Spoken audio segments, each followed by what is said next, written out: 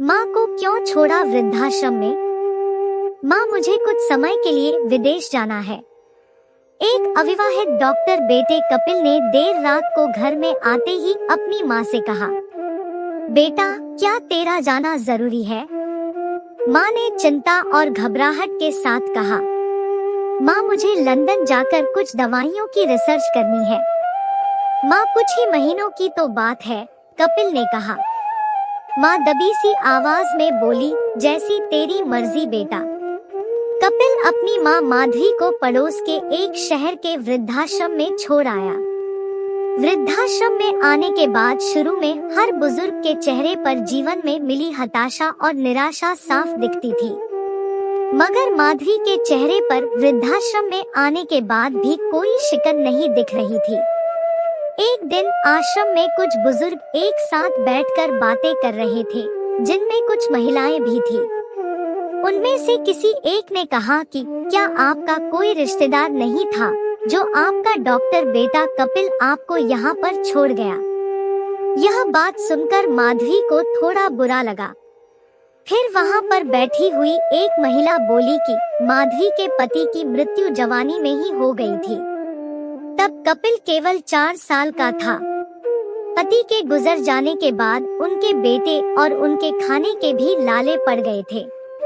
तब किसी भी रिश्तेदार ने उनकी सहायता नहीं की थी। इसके बाद माधवी ने लोगों के कपड़े सिल कर अपने बेटे को खूब पढ़ाया और बेटा भी पढ़ने में बहुत होशियार था, तभी वो एक डॉक्टर बन सका।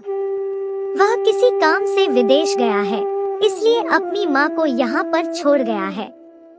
अब माधवी को वृद्धाश्रम में रहते हुए 6 महीने हो गए थे।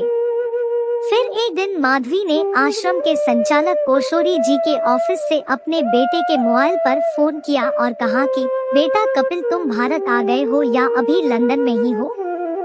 माँ, मैं तो अभी लंदन में ही हूँ, कपिल ने जवाब दिया। हर 3-4 महीने के बाद माधवी जी कपिल को फोन करती थी, मगर उसका यही जवाब होता कि मैं अभी लंदन में ही हूँ, जैसे ही वापस आऊँगा तो मैं आपको बता दूंगा माँ। इसी तरह लगभग 2 साल बीत गए। अब वृद्धाश्रम के लोग भी कहने लगे कि देखो कितना धोखेबाज निकला बेटा, कितनी चालाकी से अपनी माँ को यहाँ पर छोड़ गया। एक महिला तो यह भी बोली कि मुझे तो लगता है वह विदेश गया ही नहीं होगा, वह तो बस इस बुढ़िया से पीछा छुड़ाना चाह रहा था।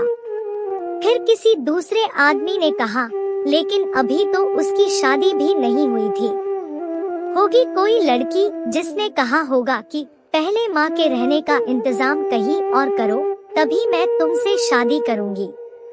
2 साल तक आश्रम में रहने के बाद अब माधवी जी को भी ऐसा ही लगने लगा था।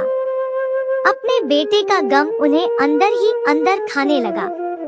वो पहले ही टूट चुकी थी और ऊपर से आश्रम के लोग भी उन्हें ताने देने लगे और उनके बेटे के बारे में भला बुरा भी कहने लगे। अब वो रात दिन अपने बेटे के लिए रोने लगी।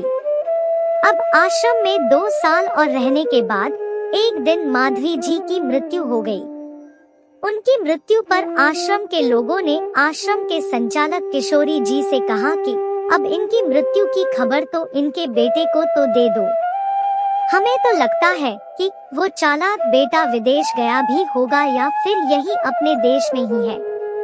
तभी आश्रम के संचालक आंखों में आंसू भरकर बोले कि इनके बेटे को मैं कैसे खबर करूं, उसे मरे हुए तो 3 साल हो गए। किशोरी जी की बात सुनकर वहाँ सभी लोगों में सन्नाटा सा छा गया। तब उनमें से एक ने पूछा कि अगर उसे मरे हुए 3 साल हो गए तो माधवी जी से फोन पर कौन बात करता था? इस पर किशोरी जी बोले कि वो मोबाइल तो मेरे पास ही है, जिसमें कि उसकी रिकॉर्ड की हुई आवाज है। मगर उसने ऐसा क्यों किया? सबने एक साथ पूछा। किशोरी जी बोले कि करीब 4 साल पहले जब कपिल अपनी माँ को छोड़ने आया था तो उसने मुझे बताया कि किशोरी जी, मुझे ब्लड कैंसर डॉक्टर होने के नाते मैं ये जानता हूँ, इसकी आखिरी स्टेज में मुझे बहुत परेशानी होगी, मेरे मुंह से खून भी आएगा। मेरी ऐसी हालत मेरी माँ से देखी नहीं जा सकेगी। वो तो जीते जी मर जाएगी। मैं तो मरने ही वाला हूँ, मगर मैं यह नहीं चाहता कि मेरी वजह से मुझसे पहले मेरी माँ चली जाए। मेरे मरने के बाद हमारा यह जो छोटा सा फ्लैट है और घर का जो भी सामान आदि है, वह मैं इस आश्रम को दान करना चाहता हूँ।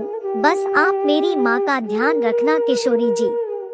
किशोरी जी की बातें सुनकर वहाँ पर सभी लोग जोर जोर से रोने लगे और कहने लगे कि कितना अच्छा बेटा था कपिल, वो तो अपनी माँ से कितना प्यार करता था और हम सब माधवी जी को उनके बेटे के बारे में कितना भला बुरा कहते थे।